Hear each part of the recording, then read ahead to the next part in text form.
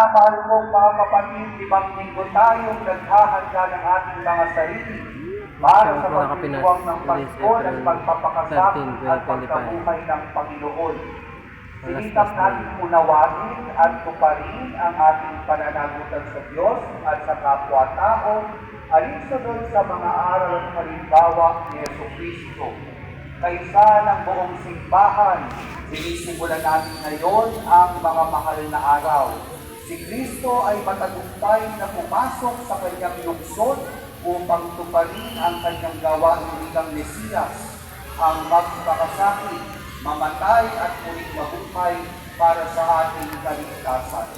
Taimtim natin sariwain sa alaala ang kanyang pag-aari ng sarili para sa kapwa at sundan natin siya ng may buhay na pananampalataya. Kaisa niya sa pagdurusa sa krus, tayo naway mamahagi niya sa kanyang pananalig sa kamatayan at sa kanyang bagong buhay. Makikitaas po ang mga palaspas na babasbasan. Manalangin tayo.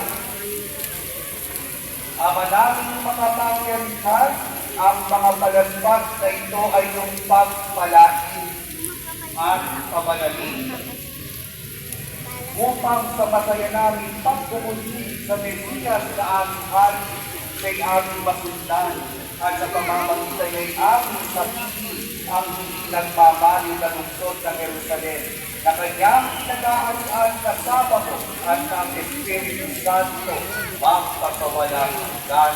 Amen. Ang mabuting balita ng Panginoon ayon kay San Lucas.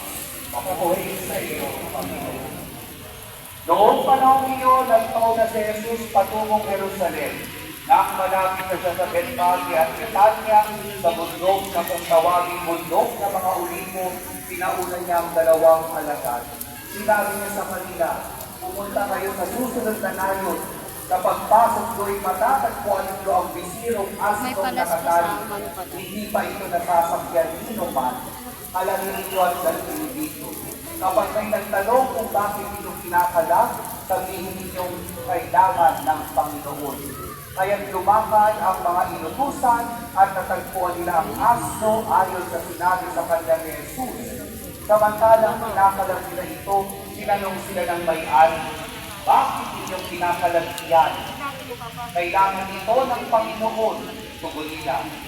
Dinala nila kay Jesus ang asno at matapos isabing sa likod nito ang kanilang mga balaban, siya'y pinasakay nila. Nagpatuloy si Jesus sa kanyang paglalakbay at sa kanyang daraan na may